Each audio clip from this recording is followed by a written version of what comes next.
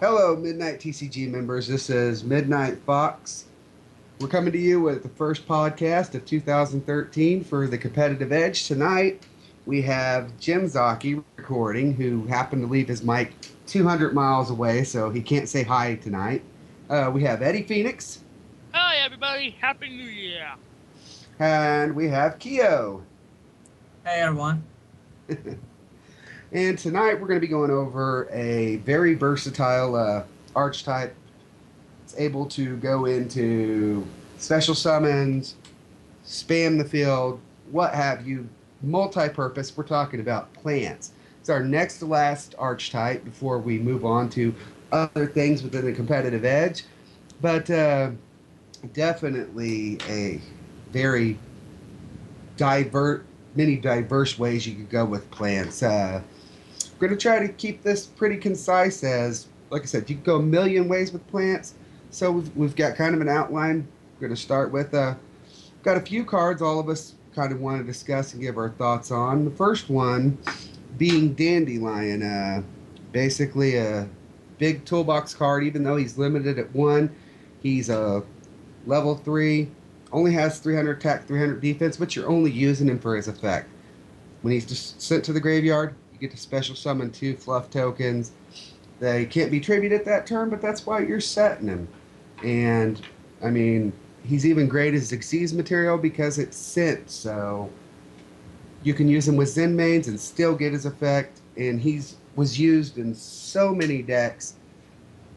I'm not even going to go into them because we're going to go into decks later, but definitely a great toolbox. Great to use in a lot of decks, not every deck, but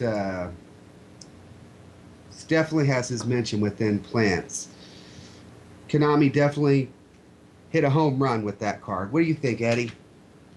Gonna have to agree with you there because with Dandelion being as versatile as it is, there's only very few decks that he really doesn't fit in.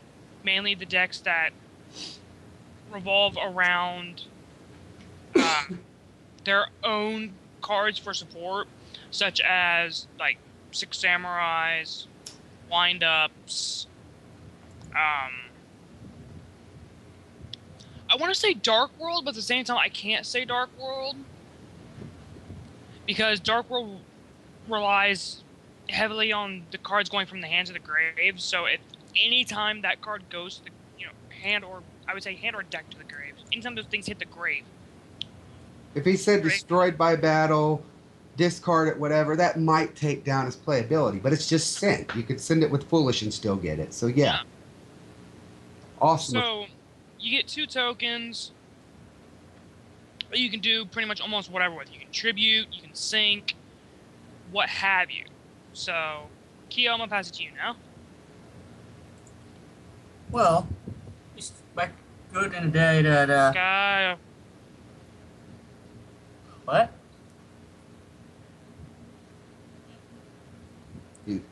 He's there. Okay. I was about to say something, but then... Okay, go on. Okay. Where were we at again? We're talking about Dandelion. Yeah, I was about to say something, then Eddie say something, then I lost my thought. Okay. Kyle, go. Okay. Hold on. What do I want to say again?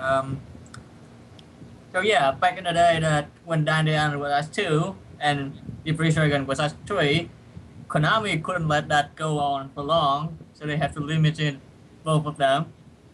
Those were the good day.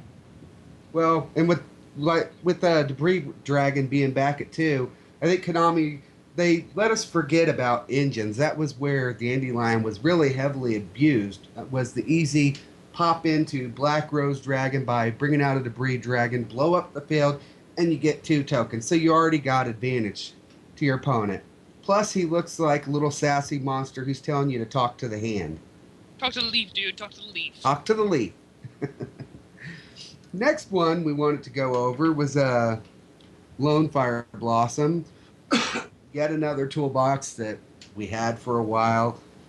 No real limitations to his effect. He has a low attack, and not a spectacular defense for a level 3, but once per turn you tribute one face-up plant-type monster to special summon another plant-type monster from your deck. So people would use him to mill through their deck. They would use him to go into cards like Titanial, Gigaplant, so on and so forth.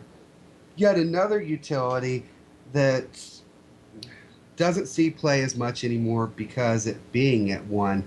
One of the main things that kept that engine running so long was us having Lone Fire Blossom at 3. I don't think it's dead. I think it's waiting to rise again.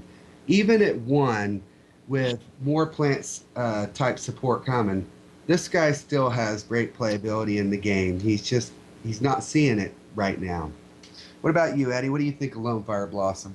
For me, Lone Fire Blossom was that one card to where even though it was ran at 3, I know that the effect of it when it was ran, it was take Lone Fire, burn it to the grave, bring out another Lone Fire, burn it to the grave.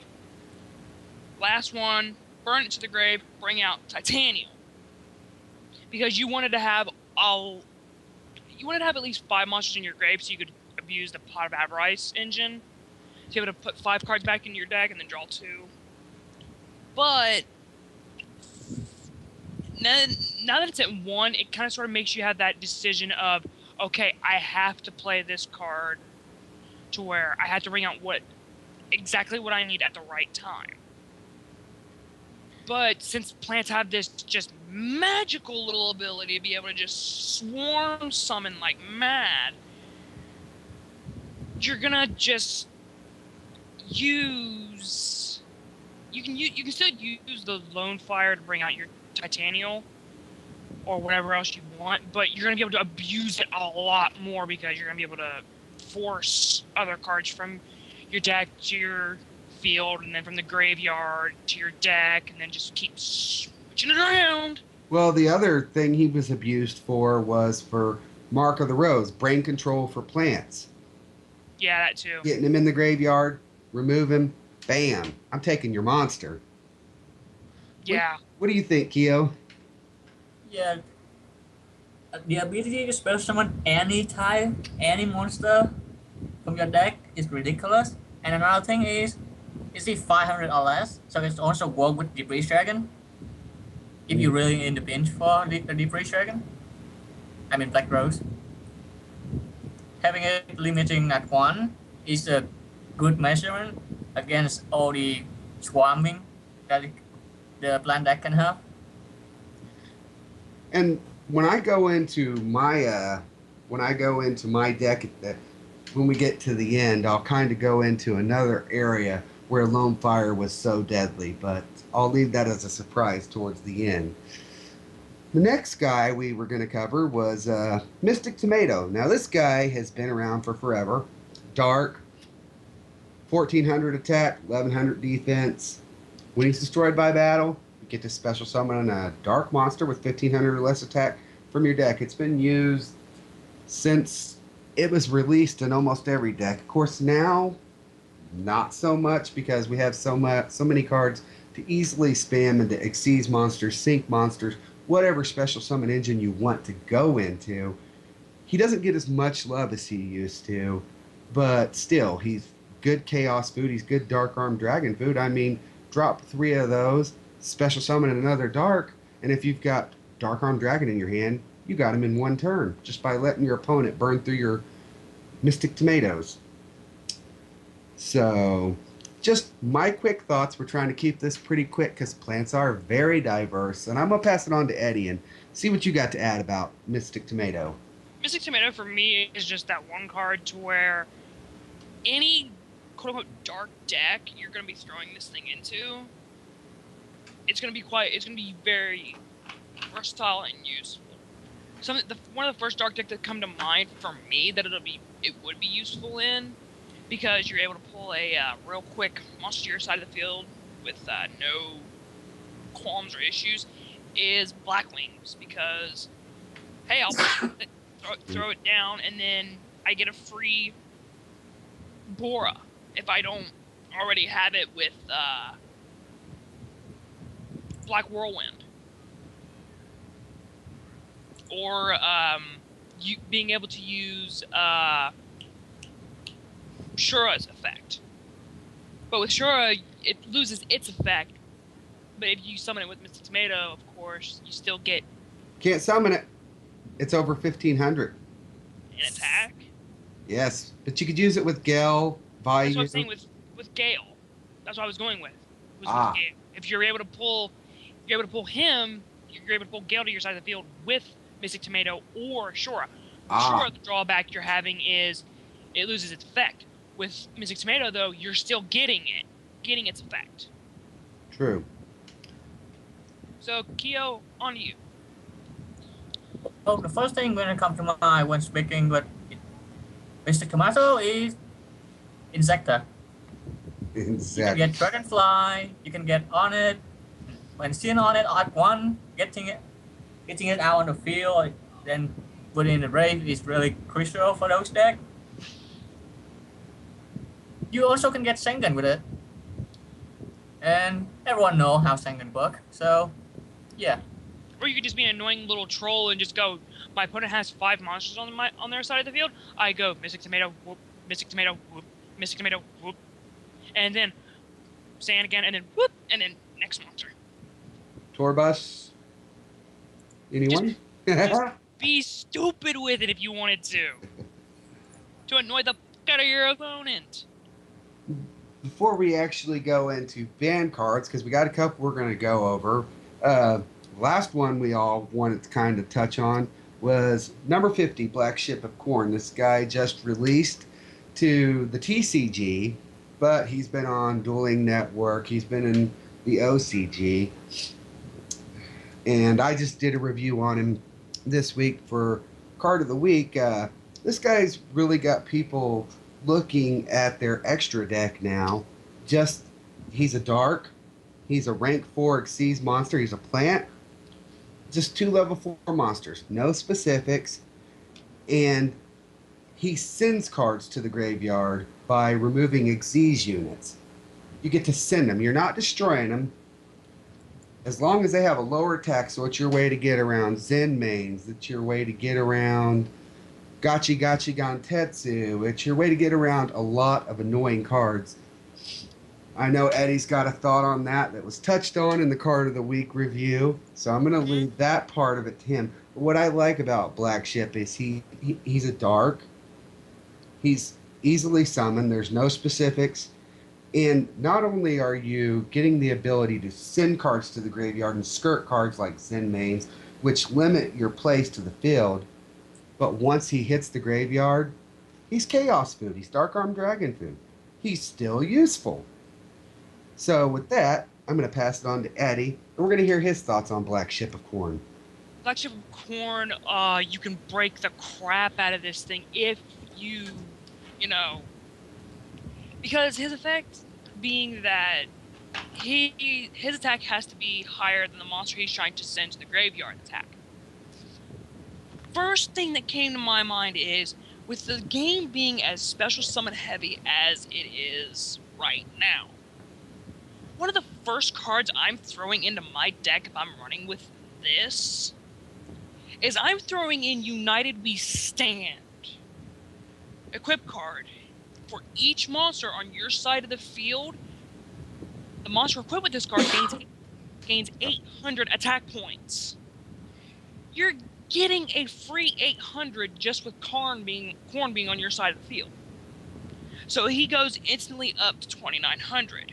That'll get rid of almost damn near anything that's not Blue Eyes White Dragon powerful.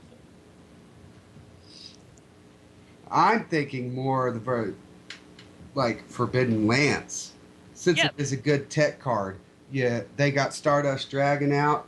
You use that, you drop him from 25 to 1,700. Oh, now I can send your Stardust Dragon off the field. I made sure I mentioned that as well. And the little thing that I countered with Jinzo as well. But you have that. This card is just versatile. And now you have it with burn decks. Because 2 level 4s, I burn you for 1,000, and then just start burning you more. And we know that cards like Solemn Warning, Solemn Judgment, things depend Also, on you having life points to be able to pay. So yeah, earning is great. exactly. But I think Keo really wants to cover that because he's a burn lover. So go on, Kyo. Well, you guys pretty much said everything that need to say, and moreover, it's already in the card wish article. So I will warm it up for there. I just want to say, I really think as far as the real life game, the only thing limiting this guy right now is just the fact that he's only been released to the TCG by Yep. buying the manga that he came Yep. in. Yep. Otherwise, I know. when I he gets want to touch so bad. released in a reprint, you're gonna see him in every deck. He's just that awesome. Yeah, well, see, the thing is he's probably gonna get released when in one of the new tins. I mean, because you cannot find him anywhere online right now, except if you were to just go and try to find the manga that he's in. But also, I wanted to touch on this because Kyo didn't touch on it. You can also hit Megamorph if you're just that kind of guy. So I just figured I would touch on it, but go on. Well, I'm gonna let you guys really touch on the other band card more. But one of the Fox's favorites, one of the most broken, and when people talk about ultimate reset buttons, you have to mention Fiber Jar. Fiber Jar, Fiber Jar, Fiber Jar.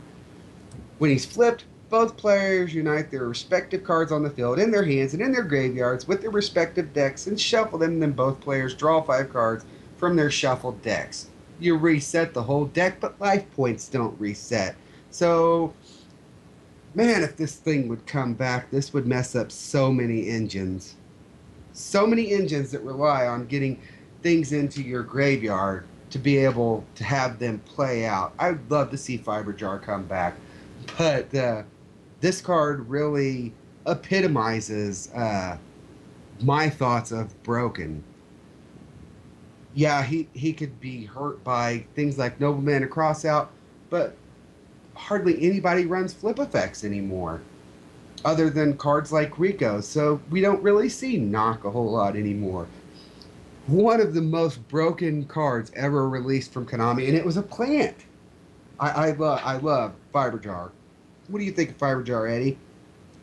I have to agree that it's broken. I really wish it would just for just one format to just come back and just see what would happen with it. Because I set you on the field, go. That screws over wind up so hard. It hits Inzectors if they don't blow it up first so hard. Think about that Exodia player who's ran through their whole deck, and in one turn you set a Fiber Jar and they have to send their hand back. Not just only that, but since you mentioned that, I have to mention one card because it would really start screwing over other decks, especially Exodia, Light Force Sword. But that's you need a here nor there. What about you, Keo? What do you think of Fiber Jar? It's really good, and I get to use it in the back draft, and it's come from there. It's one of the format that can make your wish come true, Eddie, to see how it's fair against all the cards in there. Traditional is great, but we don't see a whole lot of those stateside anymore. No, it's not traditional Fox, because there's also one YCS that they're doing a shield format using Battleback with Fiber Jar coming in it, and you're allowed to use Fiber Jar. Oh man, I'm jealous. I'm Yup. jealous. I want to play Fiber Jar just once because I love that card. It's awesome. Can you imagine the price of that thing if it came back to just one? I'm glad I have about 3 of them sitting in my binder. That thing would If it just came back at 1, I'd get rid of him. Oh yeah. that thing would fly in price. I mean, we're looking at, Blackluster Soldier or frickin' the new Mermail, Abyssingale, I think. Yep. Yeah, Megalo. looking at his prices. Mm-hmm. Megalo, you mean? Or Or Megaloud, thank you. Whatever one's Megalo, 100, whatever one's damn near Sorry. $150 right now. Yeah, But Fiber Jar would just. I think it would be.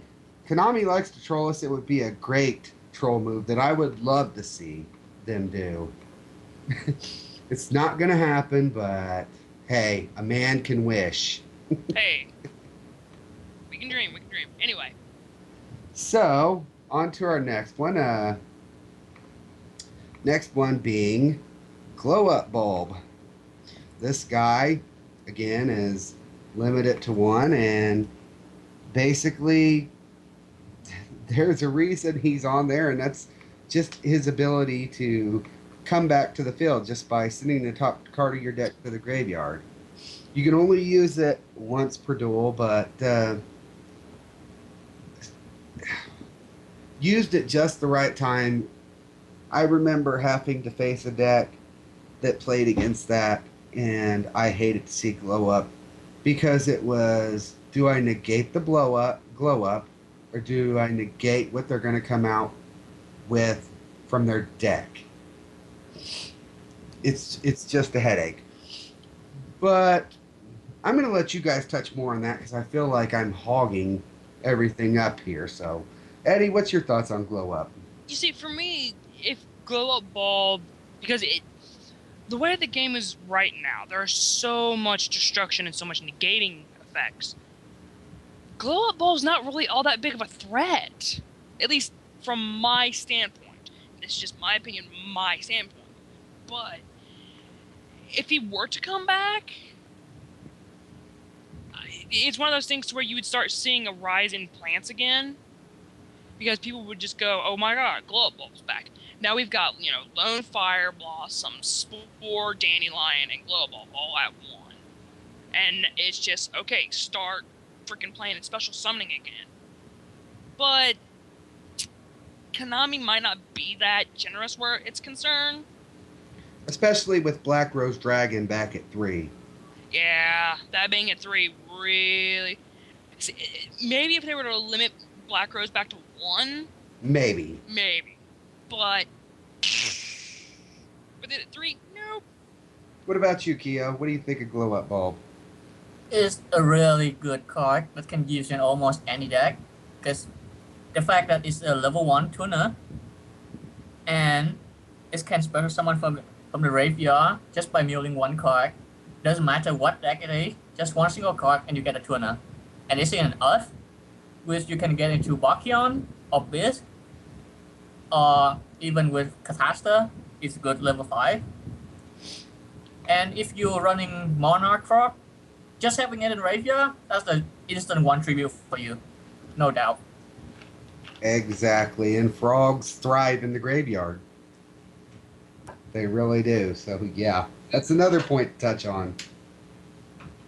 Also, you can cheat him out using monster, the one. Was it Swap? You talking about in frogs? No, hold on. Give me one. Yeah. Swap Frog, yep. Yep. Definitely. Is that all your thoughts on Glow Up? Yep. Okay, well, we're going to move on to our next section, which is personal favorites. Fox is going to start his off with Botanical Lion. I really like him. He's 1600 attack, level 4, but he gains 300 attack for each plant type monster you control. And your opponent can't take him. So, I mean, he's easily abused. And I'm going to touch more on it in my deck section, but definitely one of the Fox's faves if you're running pure plant decks, because this guy can become a real beast that's completely overpowered if you play it in the right deck and in the right way. You guys have any thoughts on Botanical Lion or No, but I see your point. Well, really he's I go just ahead. want to say one thing. I can take your botanical lion after I book a moon it and creature swap it. Ah ha ha ha. Yes. You have to take my fun away, don't you? Yep. That's the only way. As long as he's face up, your opponent's not taking him. Yep. My next one would be Lord Poison, and that it's just that swarming ability and being able to go into your graveyard and dig into whatever. 1500 attack, 1000 defense, level 4. When he's destroyed by battle and sent to the graveyard, you get to special summon a plant type monster from your graveyard except Lord Poison. When we touched on dragons and I talked about Chaos Dragons not being dead, just because Red Eyes Darkness Metal Dragon got limited to one, it's kind of the same thing with Lone Fire Blossom. You could abuse Lone Fire Blossom multiple times with Lord Poison by running 3 copies of it in there. Just every time he got sent to the graveyard, boom, summon another one. Boom, summon him again. Boom, summon him again. And you're starting to fill up your field with Gigaplants, Titanials, what have you. Because he has no limitations except that it has to be a plant type monster. This was one of the integral cards in the Phoenician OTK deck, but none of us are really going to cover that. It kind of had about a 2-week span, but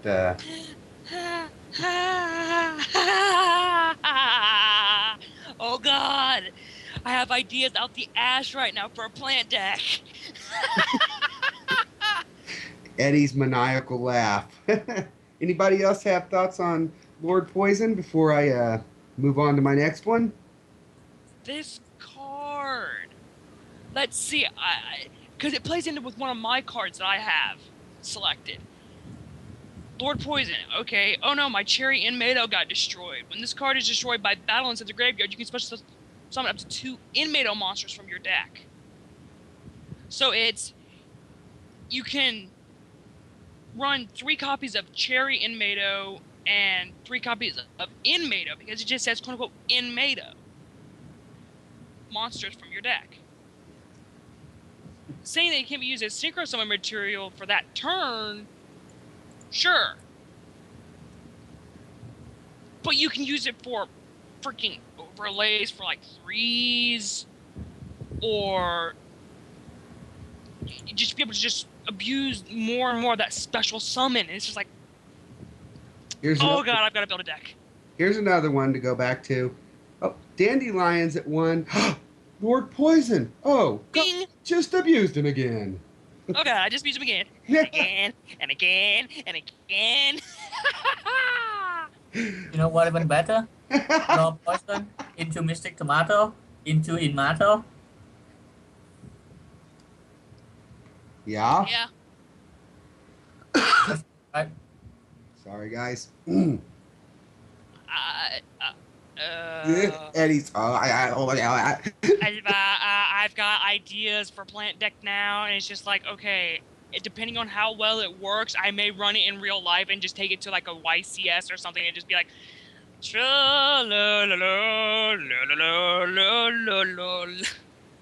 another one that you're going to love, Eddie. And a lot of these people overlook now, but this is where my deck was so devastating back in the day. Botanical Girl, 1300 attack, 1100 defense. When it's sent from the field to the graveyard, you get to add a plant type monster with 1000 or less defense from your deck to your hand. Oh, well, here's my easy searcher for Dandelion, Lone Fire Blossom, what have you. It's a plant. Boom, bam. And it's a rank 3, and it's a level 3, and it's a scent. So, yet again, that's another card you could pop in there for Zen mains, drop it. Nope. It's a scent from the field. Oh, that's man. Yep. Okay. Well, still, I'm thinking back in the day, and I didn't completely read that, but yeah, still, the ability to search out Lone Fire, the ability to search out Dandelion, those two toolbox cards, and again going back to Lord Poison, and just your ability to abuse these things, get these things to your hands easily. It's like I said, I'll go into it later. uh, Probably not a whole lot of thoughts in there. Anybody else got thoughts on Botanical Girl before I move on to my last one? Other than it being another one of the cards that I have, which I can wait till my turn. So, go ahead. My last one is Gigaplant. I was talking about Lord Poison. This is what made this deck that I'm going to go into later so abusive. It's a Gemini monster, and while it's face up on the field, once you normal summon it once per turn, you can special summon an insect type or plant type monster from your hand or graveyard. Titanial, boom, got it to the field. Oh, I can abuse Lone Fire. Oh, I can abuse Dandelion. I can abuse any plant available in the game. Gigaplant, 2400, and he's a one tribute monster. So, and you could even birthright him if you run birthright. Call the Haunted, Monster Reborn. Many ways you could abuse this card using a special summon to bring him to the field, and then use your normal summon, and bam, I got a special summon once per turn. Boom, bam. Gigaplant. Great card. Awesome. I love Gigaplant. And like I said, all these guys kind of tie into the deck I'm going to go into later, and I don't want to give away too much of it. But I'll go into my very last card when I go into my deck because it, again, ties into that theme. So with that, I'm going to pass it on to Eddie, and let's hear about some of your favorite cards. Okay, for mine, I'm definitely going to start off, since you made mention of the Botanical Girl being able to search out for a 300-point defense monster, 300 defense point monster, 1,000 or less defense monster from your deck to the hand. I'm going to start with Cactus Bouncer. This card can't be special summoned, which gives it a bit of a downside, but while a plant-type monster other than this card is face up on the field, neither player can special summon monsters. Granted, it kind of hinders you in a little tiny sliver of a bit. But, depending on what deck you're going against, on your opponent's side, it really hinders them. Another card that kind of sort of caught my eye when looking around was Copy Plant. Once per turn, you can select one face-up plant monster on the field and have this card's level become equal to the level selected monster's level until the end phase. It's a tuner, so if you want to get that quick free 8 synchro monster on your side of the field, you've got that. Or, since this game has become so heavily XYZ, you can use Copy Plant as your layover. And that's exactly the thing. I think so many people overlook these older cards and just don't think, man, this is completely broken if I really think about it. Yeah. Another card that you mentioned old and nobody really thinks about it anymore. Griggle! One of my favorite little cards, because as long as when this card switches control to your opponent, I increase my life points by 3,000 points.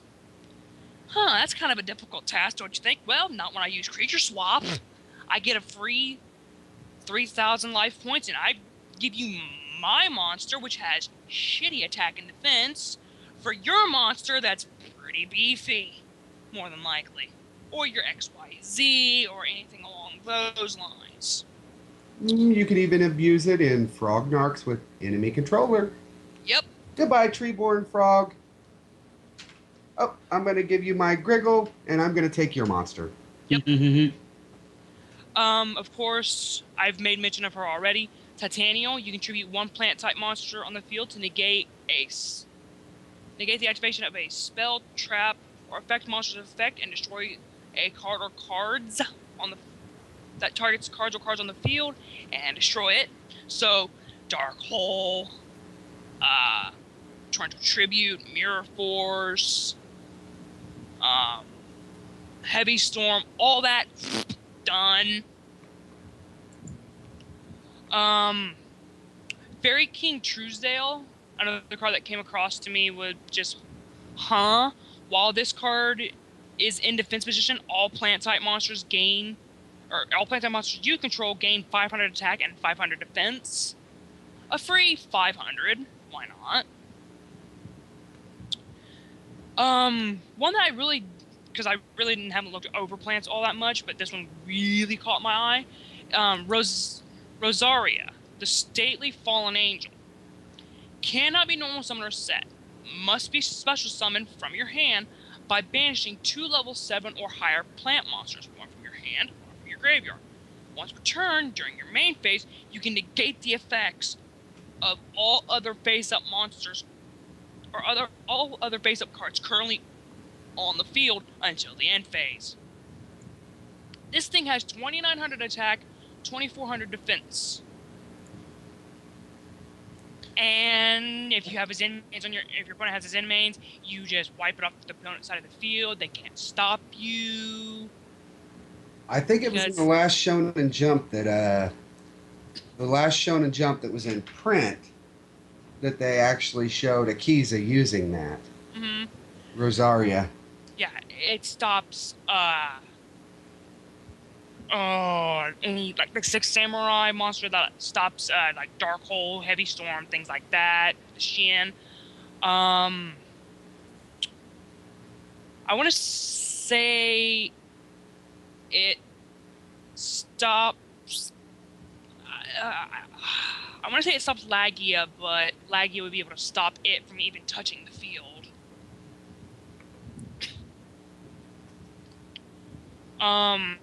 There's just so much to it. And then just one more little card before I pass it off to Kyo.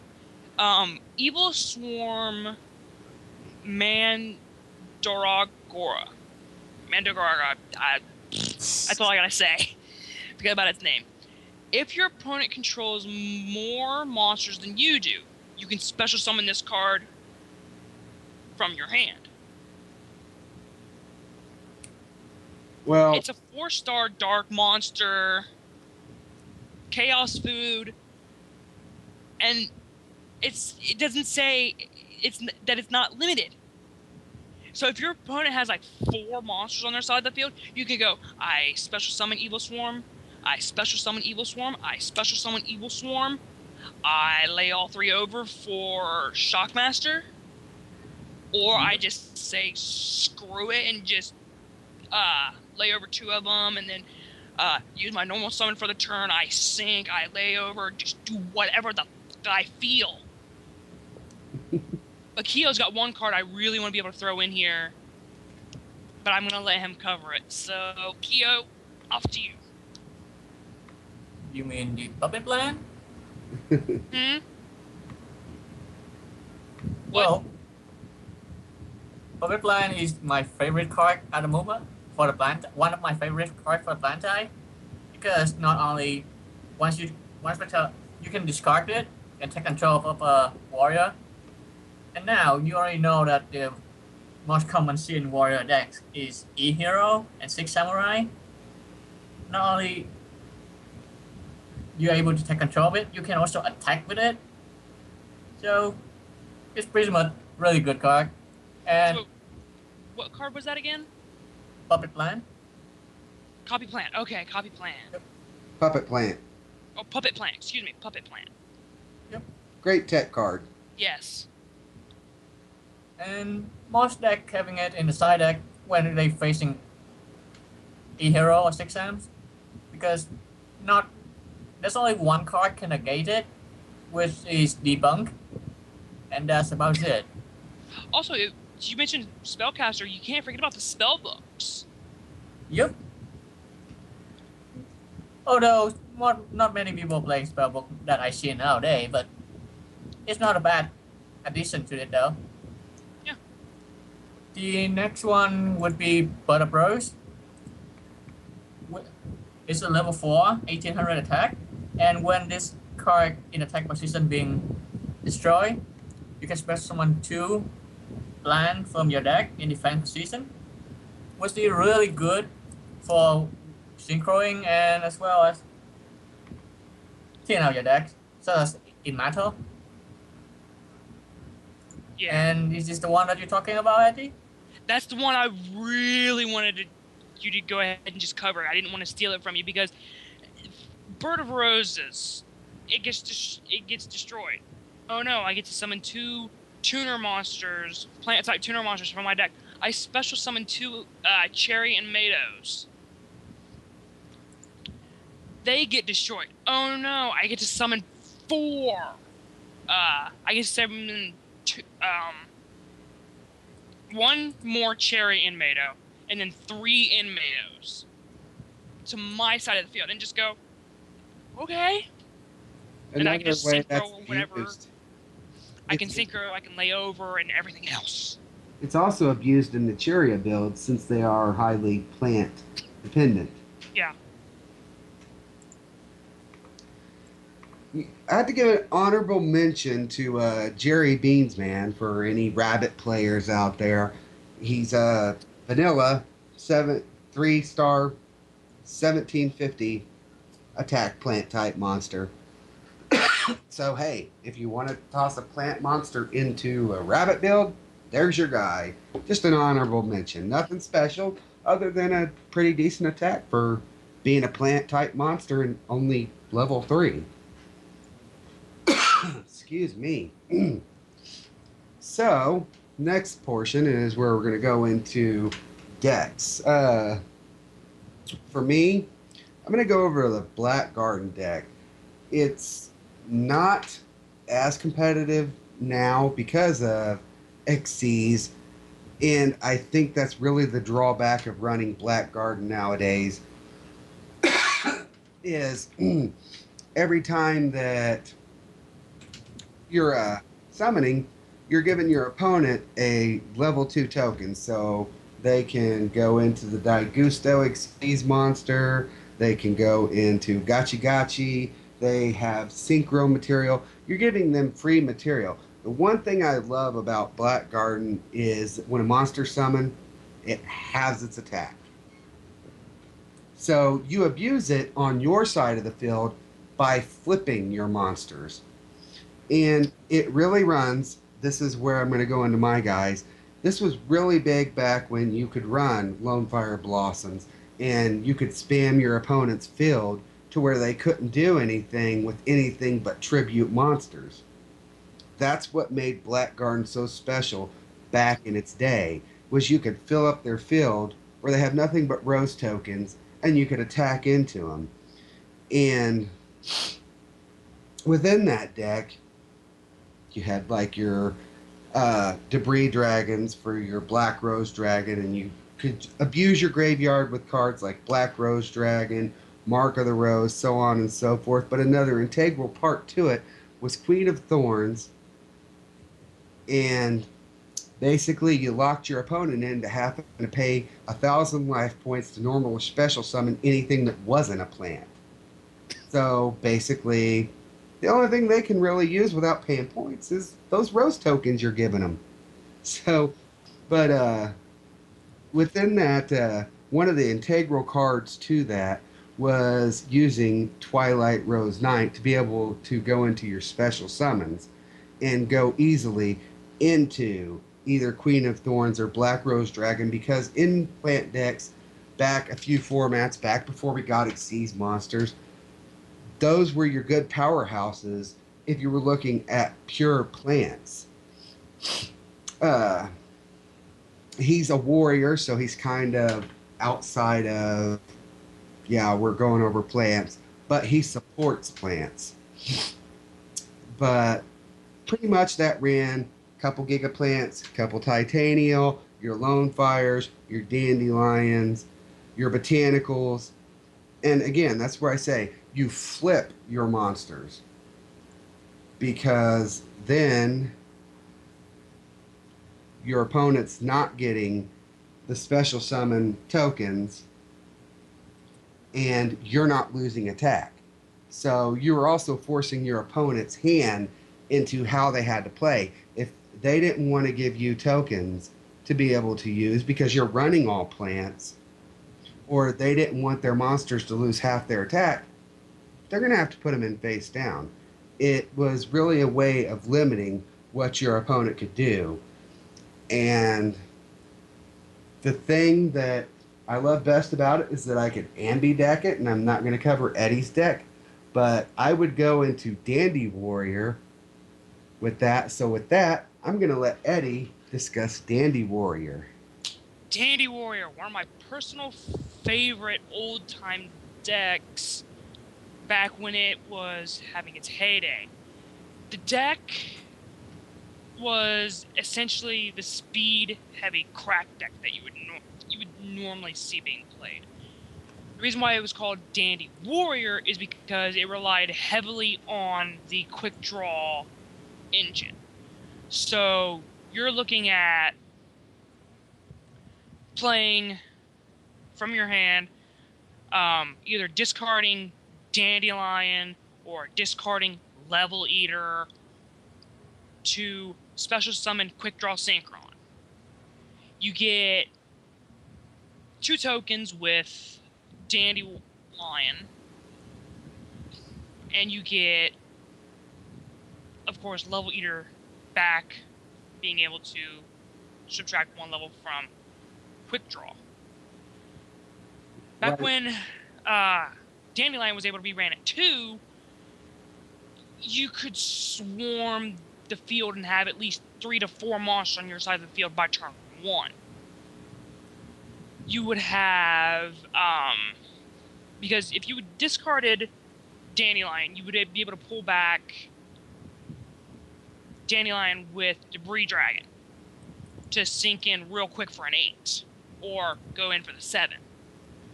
On top of the already, like, Junk Archer you may have on your side of the field, or, a lot of it was abused with Drill Warrior to keep removing Dandelion, and bam, bam, bam. Filled with tokens. Yeah. Just all the tokens. And, of course, you had Raikou to help you mill the deck a lot faster. To just speed everything up. And then even if you milled your Dandelion, you still got the 2 tokens on your side of the field. So there still is a variant going around of Dandy Warrior, but a lot of people don't depend on it as much for the warrior aspect as they do. It's the Quasar Dragon OTK. Oh my. Yeah, you abusing Level Eater, Dandelion, and your Synchrons. Usually in one turn, if you have the deck built right, you can go into your shooting Quasar Dragon and boom, boom, boom. Within the turn, the game's over. Yeah. If you have it built right. So there still is a variant, but people are more focused on getting that Quasar Dragon out versus drawing the game out. I think that's really what's killing me in this game, is getting so quick. Konami's gonna find a way to slow it down, don't worry. You know they will. Yep. So what about your deck, Kyo? Well, the one I'm gonna go is Bamboo Shoot Naturia, where your main plan is get out Natural Bamboo to take control of the field, because one is tributed by a Natural monster. Your opponent cannot activate any spell trap, so they only can rely on monster effect to get rid of it. And when saying about Naturia control, you can also have available from Natura Beast and Natura Bacchion. And if you're up for it, Natura Landois with negate effect in addition to that, back in the day when Lawn Fire Blossom was a 3, it was a hell to get over a Natural control deck. I would like to see it come back sometime. Any thought on that? No, I think you pretty well covered it. I never really got into the Naturias real heavy. I've played against them, and if built right, it can be an annoying deck.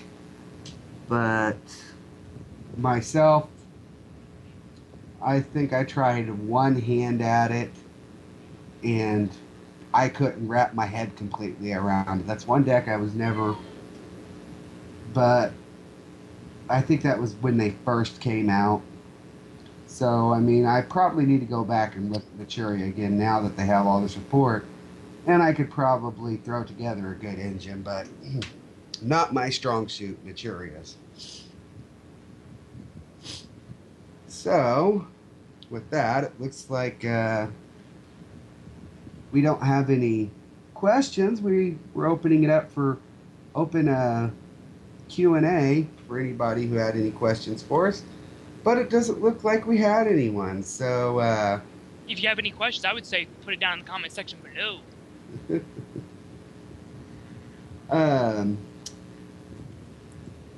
Just to finish things off, tomorrow, White Rose will be posting up who we drew for the winners of the 2 mats, the Shark Drake Vice and the number C39.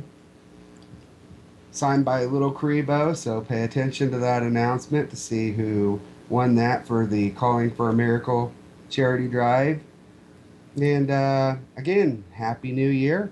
This is Midnight Fox, and come on, guys. Oh, sorry, my bad. I thought you were taking us all out. Eddie Phoenix. And Later. Kyo. Yes. Everyone have a Happy New Year, and keep tuning in. It's a lot more exciting things to come this year. Like I said, we finish off Archetypes next week when we go over Aqua.